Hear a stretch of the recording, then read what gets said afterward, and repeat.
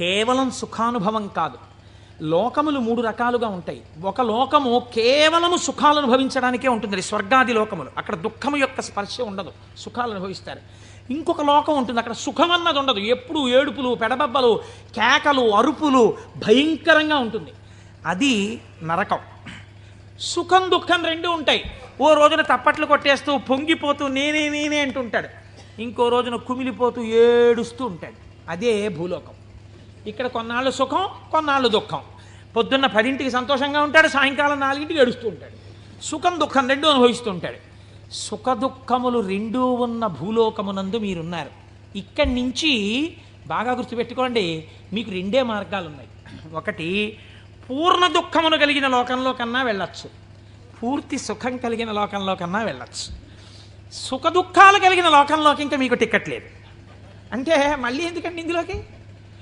కాబట్టి ఒంటి మీద కొరడాలతో కొట్టేస్తూ, మరిగిపోయిన నూనెలో ముంచేస్తూ, ఏదో చీము నెత్తురు నదుల్లో ముంచేస్తూ అది కావాలా? హాయిగా సంతోషంగా పెద్దలతో కూర్చుని ఏదో ఆనందంగా ఉండడం, అమృతం తాగడం, ఇలాంటివి కావాలా? అంటే లౌకికంగా కోరుకుంటే పోనీ స్వర్గం కోరుకోండి. నరకానికి ఎడదాం అనుకోకూడదంటే మీకు ఒక లక్షణం ఉండాలి. వెంటనే మీకు ఒకటి కావాలి. ఏమిటి కావాలి? పాపము చేయకుండా ఉండుట. పాపం చేస్తే కదా నరకం. కాబట్టి పాపం చెయ్యకూడదు. ఇది సంభావయతి, మంచి భావములను ఇచ్చుట.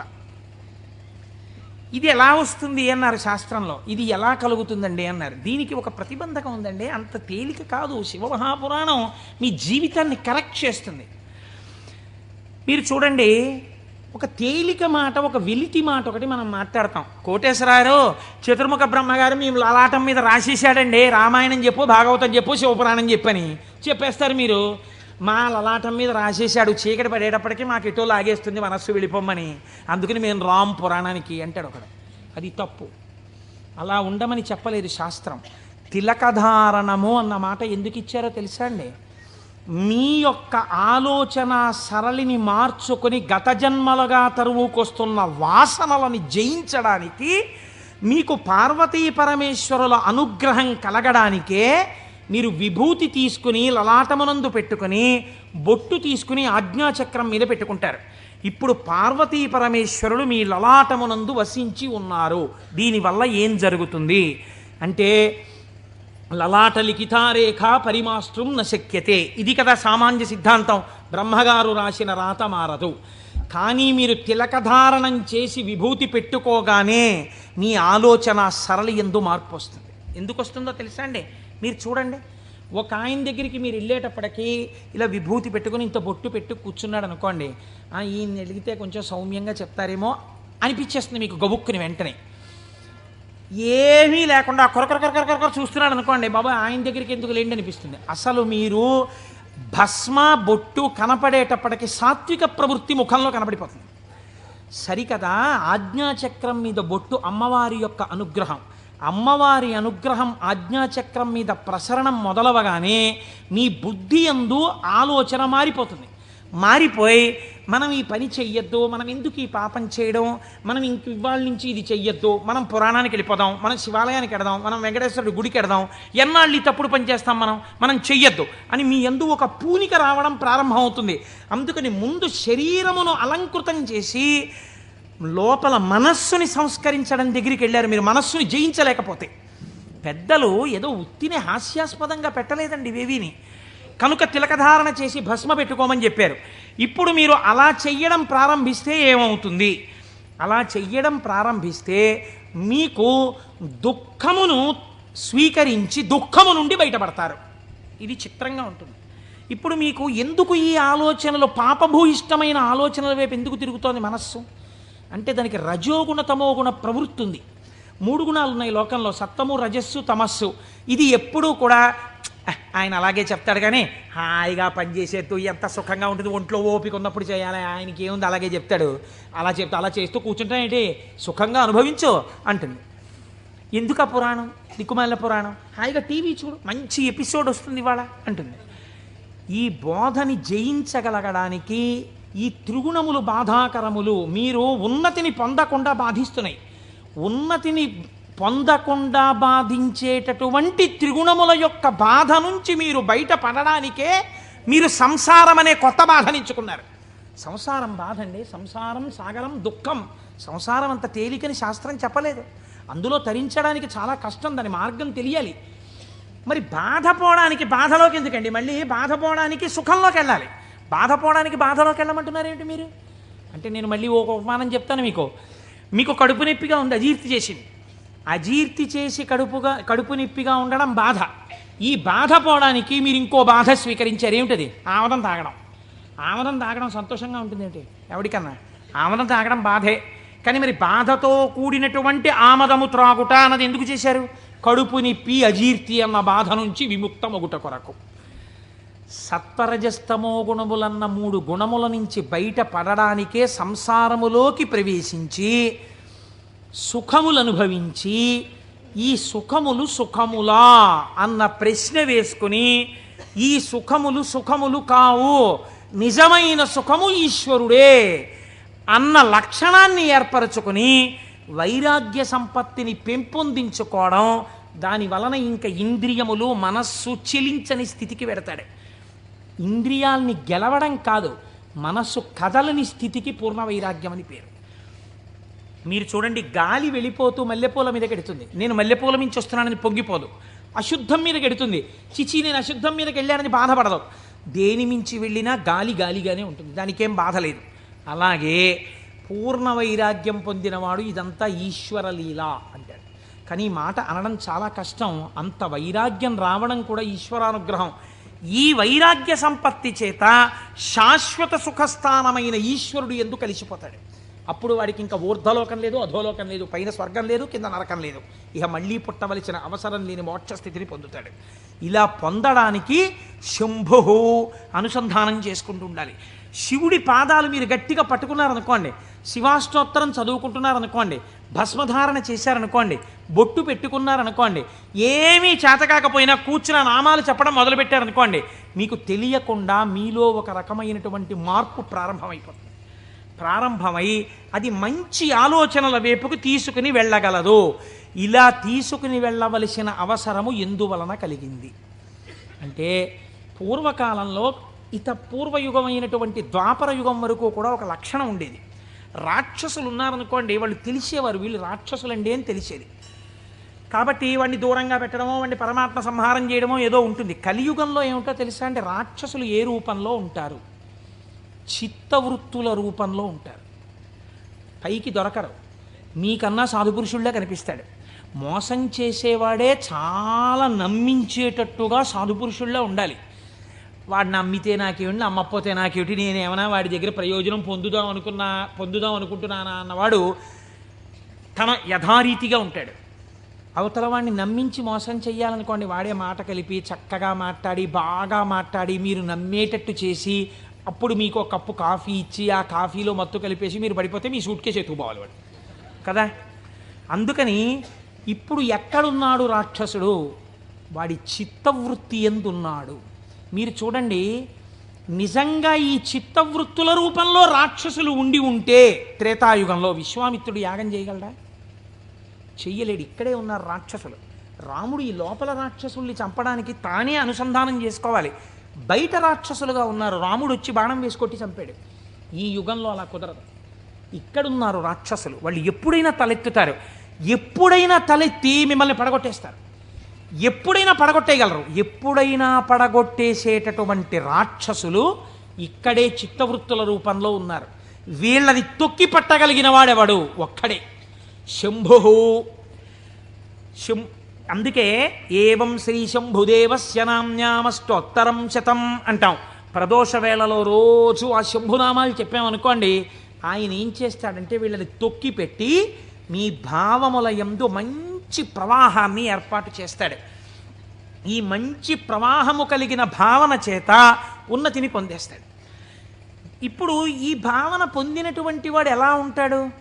ఎలా పొందుతాడు ఈశ్వరుణ్ణి అని మీరేమి అనుమానపడిపోయి, వాడు ఏమైనా పూజలు బాగా చేసేస్తాడండి, యజ్ఞయాగాదులు చేసేస్తుంటాడండి అలా అనుకోక్కర్లేదు. శంభునామాన్ని పెట్టుకుని శంభుని యొక్క అనుగ్రహం పొందిన వాడి స్థితి ఎలా ఉంటుందో తెలుసా అండి? నేను మీకు ఒక ఉదాహరణ చెప్తాను, మీరు బాగా పట్టుకోగలుగుతారు. ఇది కూడా నేను ఎక్కడి నుంచో ఎందుకు మీకు రుద్ర పశుపతి నాయనార్ అని ఒక నాయనారు ఉన్నారు 63 మంది నాయనార్లలో. మనం సాధారణంగా ఏం చేస్తాం, రుద్రం చదవండి అన్నాం అనుకోండి, సన్యాసి కూడా రుద్రం చదవాలి. సన్యాసులు కూడా రుద్రం పారాయణ చెయ్యమని శాస్త్రం విధించింది. ఎందుకో తెలుసా అండి? అభిషేకం చేయకపోయినా రుద్రాన్ని పారాయణ చేస్తే వెంటనే పాపాలు పటాపంచలవుతాయి. ఆ పశుపతి నాయనారికి ఒక లక్షణం ఉండేది. ఆయన రోజు కూర్చుని రుద్రాధ్యాయం చదువుతూ ఉండేవాడు. చదువుతున్నప్పుడు ఆయనకి ఒక అనుమానం వచ్చింది. ఏమిటా అనుమానం? అందులో మేఘ్యాయచ విద్యుచ్ఛాయచ వృక్షాయచ హరిత్యాయచ లోప్యాయచ ప్రవాహ్యాయచ ఫేన్యాయచ సికత్యాయచ ఈ మాటలు ఉన్నాయి. ఇవన్నీ ఈశ్వరుడే అన్నారు. అంటే నీరు ఈశ్వరుడు, నీటి మీద నురుగు ఈశ్వరుడు, చెట్టు ఈశ్వరుడు, చెట్టు మీద పిట్ట ఈశ్వరుడు, చెట్టులో ఆకుపచ్చతనం ఈశ్వరుడు. మనం ఏం చేస్తాం? మేము అభిషేకం చేయించుకుంటున్నామండి అని వెళ్ళి కూర్చుంటాం. శివాలయంలో ఉన్న అర్చక స్వామి ఏదో మహన్యాసం అని చెప్పి రుద్రమచ్చ ఎత్తని పాప ఆయన మహన్యాసం చేయిస్తాడు. చేయించిన తర్వాత మీరేవో పాలు పెరుగు పంచదార పళ్ళరసాలు పట్టుకెడతారు. ఆయన రుద్రాధ్యాయం చదువుతూ పోసేస్తాడు. పోసి అభిషేకం చేస్తుంటాడు. మీరేం చేస్తారు? మీకు అది ఏమిటో తెలియదు కదా, అర్థం కాదు. అర్థం కాకపోవడం వల్ల తేలిగ్గా వచ్చేది ఏంటంటే నిద్ర. కాబట్టి చాలా అమరికగా మనకి దొరికేది ఏమిటంటే, బ్రహ్మదండం మహర్షులకు ఎలా ఉంటుందో అలా మోచేతిని తొడకి పెట్టి ఈ చేతిని ఇలా పెట్టి చక్క చెంప చేస్తే చాలు, అలా పడుకోవచ్చు, నిద్రపోతాడు. మళ్ళీ ఆయన ఎక్కడో గంట ఏదో కొడతాడు, కొడితే తెలివి వస్తుంది. తెలివి వచ్చాక మళ్ళీ పాపం తాపత్రయం ఉండదని నేను అన్నాం. మళ్ళీ ఓసారి లేచి ఏదో చేస్తున్నాడు, అల్లరవుతోంది మళ్ళీ అని చెప్పేసి కాసేపు మళ్ళీ మళ్ళీ పడిపోతాడు. దీనివలన ఏమైనా ప్రయోజనం ఉందా? మీరు చేసిన అభిషేకమునందు నేను ఇలా అడిగానని మీరు ఏమనుకోకండి, నన్ను మన్నించండి. ఒక మెట్టు పైకెక్కడానికి కాలు ఇలా ఏమైనా లేచిందా మీకు ఉపాసనలో? అంటే నేను అభిషేకం చేయించుకోవద్దని, శివాలయానికి వెళ్ళొద్దని నేను చెప్పట్లా, చేయించుకోవాలి అరిష్టం పోవడానికి. కానీ మీ ఉపాసనలో మీరు ఓ మెట్టు ఎక్కారా? కాదు కదా. ఇది రుద్రం పారాయణ చేయడం అంటే ఇది. ఆయన అన్నాడు, ఆ నాయనారు, ఆయనకు ఒక చిత్రమైనటువంటి ఆలోచన వచ్చింది. ఆయన తిరుమలయార్ అనబడేటటువంటి ప్రాంతంలో ఉండేవాడు. ఆయన ఈ రుద్రం చదివి చదివి చదివి చదివి అన్నాడు, ఆకాశం ఈశ్వరుడు, మేఘం ఈశ్వరుడు, నీరు ఈశ్వరుడు, నురుగు ఈశ్వరుడు, చెట్టు ఈశ్వరుడు, పిట్ట ఈశ్వరుడు. కాబట్టి నేను ఇంట్లో కూర్చుని ఇవన్నీ చెప్తుంటే ఉపయోగం ఏంటి? నేను ఈశ్వరుడిలో చేరిపోయి ఈశ్వరానుభూతిని పొందుతానన్నాడు. ఓ రోజు తెల్లవారకట్ట ఎవ్వరికీ చెప్పకుండా లేచి 4 గంటలకో వెళ్ళిపోయాడు బయటికి, ఊరి బయటికి వెళ్ళిపోయాడు. ఆ కొండ మించి ఒక సెలయేరు జాలువారుతోంది. గబగబా వెళ్ళాడు. ఆ సెలయేట్లో నడుంలోతు నీళ్లలో నించున్నాడు. నించుని చెట్టు వంక చూశాడు. నిశ్శబ్దంగా ఉంది వాతావరణం. ఆ కొండ కనపడింది, చెట్లు కనపడ్డాయి, చెట్ల యొక్క ఆకుపచ్చని కొమ్మలు కనపడ్డాయి. అంత నిశ్శబ్దంలో గలగల పారుతున్నటువంటి సెలయేటి శబ్దం వినపడుతోంది. ఆ నీటి మీద వెళ్ళిపోతున్న నురుగు కనపడింది. ఆయన వెంటనే ఆ ఒంటికి తగిలిన చల్లతనంలో ఈశ్వరుడు కౌగిలించుకున్న అనుభూతిని పొందాడు. ఇవి ఈశ్వరుడు కదా, నేనిప్పుడు ఈశ్వరుడిలో ఉన్నాను నీటిలో. కాబట్టి నేను నా కళ్ళతో చూస్తున్న మేఘం ఈశ్వరుడు, నేను మొలలోతులో ఉన్నది ఈశ్వరుడు, ఇలా వెడుతున్నది ఈశ్వరుడు, నేను చూస్తున్న ఆ కదులుతున్న ఈశ్వరుడు. నాకు ఇంట్లో చదువుతున్నప్పుడు అలా బిగిసిపోయినట్టుగా ఉన్న ఈశ్వరుడు కనపడేవాడు. ఇప్పుడు ఇన్ని చేతులతో కాళ్లతో కదులుతూ నన్ను కౌగిలించుకున్నాడు ఈశ్వరుడు అని గట్టిగా గొంతెత్తి నమ పేన్యాయచ సికత్యాయచ ప్రవాహ్యాయచ నమ వృక్షాయచ హరిత్యాయచ లోప్యాయచ అని పారాయణ చేశాడు. ఆ పారాయణ చేస్తూ ఆనందం అనుభవించేసి బయటికి రాలేక బయటికి వచ్చేవాడు. బయటికి వచ్చి ఒళ్ళు తుడిచేసుకొని పొడిబట్ట కట్టుకుని ఇంటికి వెళ్ళిపోయేవాడు. మళ్ళీ మధ్యాహ్నం అయ్యేది. ఆ చెరువు దగ్గరికి వెళ్ళి సంధ్యావందనం చేసుకుంటాననేవాడు. మళ్ళీ వెళ్ళిపోయి మళ్ళీ అందులో నించునేవాడు. మళ్ళీ శివుడు అబ్బా కదులుతున్నాడు. అవుగో అవే ఆయన చేతులు, నా స్వామి ఇలా ఇలా అంటున్నాడు, చేతులు ఊపుతున్నాడు, రా రా రా అని పిలుస్తున్నాడు, అవే కొమ్మల రూపంలో ఊగుతున్నాయి. నా స్వామి ఇదిగో ప్రవహిస్తున్నాడు. నా స్వామి వేదం ఋషులకి చెప్పినప్పుడు ఇలాగే వినపడి ఉంటుంది, అదిగో ఝరి శబ్దం వినపడుతోంది అన్నాడు. మొన్న మేము తిరుమల వెళ్ళి పాండవుల తీర్థం కింద దగ్గర కూర్చుంటే వెనకాతల నుంచి నదీ ప్రవాహం వెడుతుంటే చప్పుడు వచ్చింది. కాసేపు ఆగి మీరు ఆ శబ్దాన్ని వినండి అన్నాను నేను. ఆ వినండి అనడం వెనకాతల నా భావన అదే. ఇప్పుడు ఈశ్వరుడు చెప్తున్నటువంటి వేదం ఋషులకు ఎలా చెవుల్లో వినపడిందో అలా నాకు ఈశ్వరవాణి వినపడుతోంది అన్నాడు. మళ్ళీ నిలబడిపోయాడు. మళ్ళీ నమ సోమాయ చ రుద్రాయ చ నమస్తామ్రాయ చ అరుణాయ చ నమ శంగాయ చ పశుపతయే చ నమ ఉగ్రాయ చ భీమాయ చ అంటూ మళ్ళీ రుద్రం చదువుతూ మళ్ళీ అంతటా ఈశ్వరుడే నన్ను గట్టిగా పట్టుకున్నాడు నీళ్లల్లోని. అదే ఈ చల్లతనం. ఎంత చల్లగా ఉంటాడో మా స్వామి. ఒంటి నిండా చల్లటి పాములు, చంద్రమౌళి, ఆ గంగా చల్లగా ఉంటాడు కదా, చల్లగా నన్ను పట్టేసుకున్నాడు. బాబోయ్ ఎంత గట్టిగా పట్టుకున్నాడో, ఎంత గట్టిగా పట్టుకున్నాడో అన్నాడు. నీళ్లల్లో మునిగానం లేదు, ఈశ్వరుడు నన్ను గట్టిగా పట్టుకోవడం వల్లే నాకు ఇంత చల్లగా ఉందన్నాడు. ఈశ్వరుడు పట్టుకోవడం వల్ల అబ్బా నాకు ఎంత సంతోషంగా ఉందో అన్నాడు. ఈ సంతోషంలో రుద్రం చెప్తున్నానన్నాడు. అవుగో ఇలా చేతులు ఊపుతున్నాడన్నాడు. అంత ఈశ్వరుణ్ణి చూస్తున్నాడు. చూస్తూ పొంగిపోతూ ఆ రుద్రం తడబడిపోతూ చెప్పేవాడు. మళ్ళీ పైకి వచ్చేవాడు, పొడిబట్ట కట్టుకునేవాడు, వెళ్ళిపోయాడు. మళ్ళీ బాగా చీకటి పండించేవాడు. ఒక్కసారి అక్కడ కూర్చుని జపం చేసుకుంటానని మళ్ళీ వెళ్ళేవాడు, మళ్ళీ నీళ్ళల్లో దిగేవాడు. మళ్ళీ ఈశ్వరుడు గట్టిగా పట్టుకున్న అనుభూతి పొందేవాడు. మళ్ళీ రుద్రం చెప్పేవాడు. ఇది కొన్నాళ్ళు అయిపోయిన తర్వాత ఏమైందంటే తను అలా అడుగులేసి ఎడుతుంటే గాలి ఇలా తగిలేది. కాళహస్తి నుంచి వాయులింగ రూపుడైన నా స్వామి వచ్చి నన్ను ఒక్కసారి ఇలా పిలిచి కోటేశ్వరరావు ఒకసారి పలకరిద్దామని వచ్చాను కాళహస్తి నుంచి అంటున్నాడు. అమ్మ స్వామి తగిలాడు ఇక్కడ, అబ్బా స్వామి నమస్కారం అంటున్నాడు. ఇప్పుడు ఎక్కడ లేడు ఆయనకి. అలా వెడుతూ పైకి చూశాడు. అబ్బో అనంతంగా పెరిగిపోయిన నా స్వామి ఆకాశ రూపంలో కనపడుతున్నాడని మళ్ళీ నమస్కారం చేసేవాడు. కపర్ది నమ కపర్దినీచా అనేవాడు. ఇలా రాను రాను రాను రాను ఏమైపోయిందంటే ఎవరు కనపడినా ఆయనకి ఈశ్వరుడే కనపడేవాడు. ఆఖరికి పరిగెత్తి పారిపోతూ దొంగ కనపడేవాడు. నమ చోరాయచ, పరిగెత్తుతున్న దొంగలో నా స్వామి కనపడుతున్నాడు అనేవాడు. మరి అంతేగా చెప్పింది రుద్రం. ఇలా అంతటా ఈశ్వర దర్శనం చేసి ఎక్కడ పడితే అక్కడ ఆగిపోయి నమస్కారం చేయడం అలవాటైపోయింది. ఈ అలవాటైపోతే శంకరుడు అన్నాడు, ఇక నేను తప్ప ఇంకొకటి కనపడని నీకు నాలోకే తీసుకోవాలని తనలోకి తీసేసుకున్నాడు. శివుడిలో ఏకమైపోయి తాను శివుడైపోయాడు. ఇప్పుడు చెప్పండి, భావన చేత మోక్షాన్ని పొందాడా లేదా? రుద్ర పశుపతి నాయనారని ఆయనకి పేరు. 63 మంది నాయనార్లలో ఆయన ఒకరు.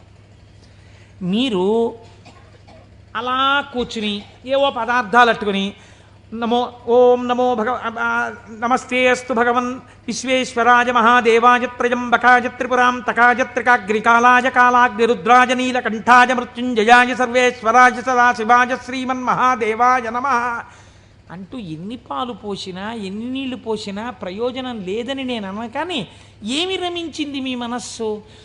నీటిలో నిలబడిన వాడికి రుద్రం అనుభూతిలోకి వచ్చేసింది. మనకెక్కడొచ్చింది అనుభూతి? ఒక ఏటి గలగలల యొక్క శబ్దంలో మీరు ఈశ్వరుణ్ణి అనుభవించగలగాలి. ఒక పిట్ట పాటలో మీరు ఈశ్వరుణ్ణి అనుభవించగలగాలి. మీకు తగిలిన గాలిలో ఈశ్వరుణ్ణి అనుభవించగలగాలి. ఇది సంభావయతి. ఇప్పుడు ఏమైంది? నిరతిశయ సుఖప్రదాతయ్యి ఉన్నాడు. ఈ మాటలు చెప్పి చిత్తవృత్తులైనటువంటి రాక్షస స్వరూపాల్ని తొక్కి పెట్టడానికి ఇలా నేను దక్షిణామూర్తిగా కూర్చుంటే ఆనాడైతే అర్థమైంది, కానీ ఇవాళ అర్థం కాదు లోకానికి. అందుకుని నేను లేచి తిరగాలి, తిరిగి లోకానికి బోధ చెయ్యాలి. బోధ చేసి నేనే శంభుస్వరూపమై లోకాన్ని శివుడి వైపుకి తిప్పాలనుకున్నట్టు ఒక ఆయన. ఎవరైనా దక్షిణామూర్తి మౌనాన్ని విడిచిపెట్టేట. విడిచిపెట్టి మహానుభావుడు ఎలా నడిచి వెళ్ళాడు అన్నారు. అజ్ఞానాంతర్గహన పతితానాత్మ విద్యోపదేశై త్రాతుం లోకాన్ భవదవశిఖాతాపపాపచ్యమానాన్ ముక్త్వా మౌనం వటవిటపినో మూలతో నిష్పతంతి శంభోర్మూర్తిశ్చరతి భువనే శంకరాచార్య రూపా. ఆనాడు ఇలా కూర్చుంటే అర్థమైంది, కానీ ఇవాళ నేను వటవృక్షం కింద ఇలా మౌనంగా కూర్చుంటే ఎవ్వరికీ అర్థం కాదు. వీళ్ళ చిత్తములలోనే ఉన్న రాక్షసులను తొక్కి పెట్టడానికి నేనే వెళ్ళి నలుచెరగులా నేనే తిరిగి నేనే నిలబడి వీళ్ళు ఏ స్థాయిలో ఉన్నా వాళ్ళని ఉద్ధరించడానికి కావలసిన స్తోత్రముల దగ్గర నుంచి భాష్యముల వరకు ఇద్దామని ఆ దక్షిణామూర్తి మౌనమును విడనాడి ఈ భూమండలము మీద శంకరాచార్య రూపముగా తిరిగారట. ఆయనే ప్రథమ గురువై జగద్గురువై